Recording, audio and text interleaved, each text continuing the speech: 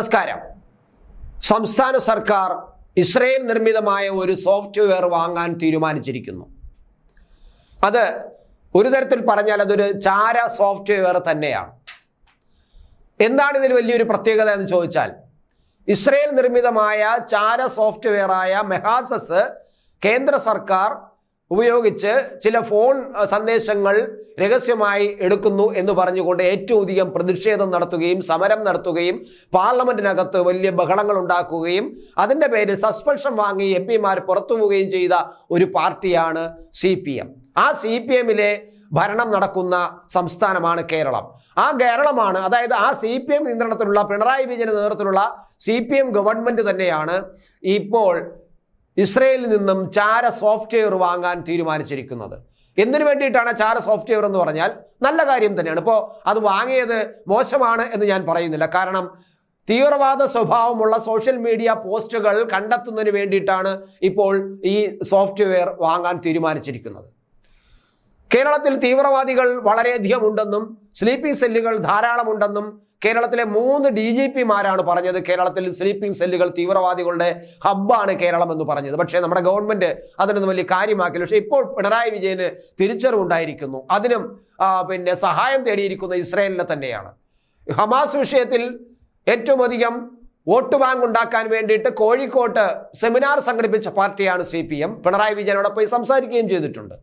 അതുപോലെ ഏത് വിഷയത്തിലും ഇസ്രയേലിനെതിരെ സംസാരിച്ചു കൊണ്ടിരിക്കുന്ന, ഇസ്രയേൽ ഒരു തീവ്രവാദി രാജ്യമാണെന്ന് പറഞ്ഞുകൊണ്ടിരിക്കുന്ന ഒരു പാർട്ടിയാണ്. അതിൻ്റെ വീക്ഷണം, അതിൻ്റെ നയം അത് തന്നെയാണ് CPM. ആ CPM നിയന്ത്രിക്കുന്ന ഗവൺമെന്റ്, പിണറായി വിജയനുള്ള ഗവൺമെന്റ് ഈ ചാര സോഫ്റ്റ്വെയർ വാങ്ങുമ്പോൾ അത് വലിയൊരു പ്രത്യേകത തന്നെയാണ്. നല്ല കാര്യത്തിനാണ് എന്ന് ഞാൻ നേരത്തെ പറഞ്ഞു, എങ്കിൽ പോലും അത് ഒരു പ്രത്യേകത തന്നെയാണ്. സാമൂഹ്യ മാധ്യമങ്ങളിലെ തീവ്രവാദ സ്വഭാവമുള്ള പോസ്റ്റുകൾ നിരീക്ഷിക്കാനും വിശകലനം ചെയ്ത് ഡേറ്റ തയ്യാറാക്കുന്നതിനും സംസ്ഥാന തീവ്രവാദ വിരുദ്ധ സ്ക്വാഡ് കൂടുതൽ നടപടിയിലേക്ക് പോകും ഈ സോഫ്റ്റ്വെയറിന്റെ സഹായത്തോടെ.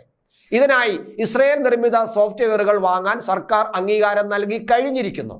പോസ്റ്റിന്റെ സ്വഭാവം, പോസ്റ്റിന് സാമൂഹ്യ മാധ്യമങ്ങളിൽ ലഭിക്കുന്ന പിന്തുണ, കൂടുതൽ പോസ്റ്റ് ഏത് മേഖലയിൽ നിന്ന് വരുന്നു, പോസ്റ്റ് ഇടുന്നവരുടെയും പിന്തുണ, അവർക്ക് ലഭിക്കുന്ന പിന്തുണ എവിടെ നിന്നൊക്കെയാണ്, നൽകുന്നവരുടെ പ്രായം, ഈ പോസ്റ്റ് നൽകുന്നവരുടെയും പിന്തുണ നൽകുന്നവരുടെയും പ്രായം, കമന്റുകളുടെ എണ്ണം തുടങ്ങിയ ഡേറ്റ എല്ലാം തന്നെ ഈ സോഫ്റ്റ്വെയറിലൂടെ ഗവൺമെന്റിന് കണ്ടെത്താൻ കഴിയും എന്നതാണ് ഈ സോഫ്റ്റ്വെയറിന്റെ പ്രത്യേകത.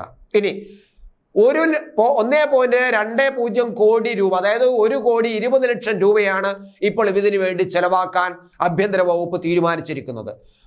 DGP നൽകിയ പുതുക്കിയ ശുപാർശ ആഭ്യന്തര വകുപ്പ് ഇത്തരത്തിലുള്ള ഈ 1.2 കോടി രൂപയുടെ ശുപാർശ ആഭ്യന്തര വകുപ്പ് അംഗീകരിക്കുകയും ചെയ്തിട്ടുണ്ട്.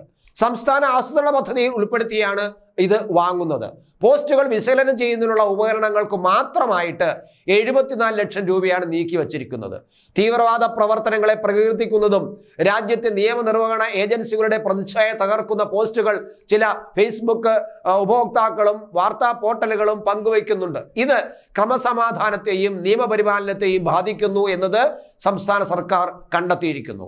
വർഗീയ തീവ്രവാദ സ്വഭാവമുള്ള പോസ്റ്റുകൾ പ്രചരിപ്പിക്കുന്നവർക്കെതിരെ സൈബർ സെല്ലിന്റെ നേതൃത്വത്തിൽ അന്വേഷണം IT ആക്ട് പ്രകാരം കേസുമാണ് സാധാരണ എടുക്കുക.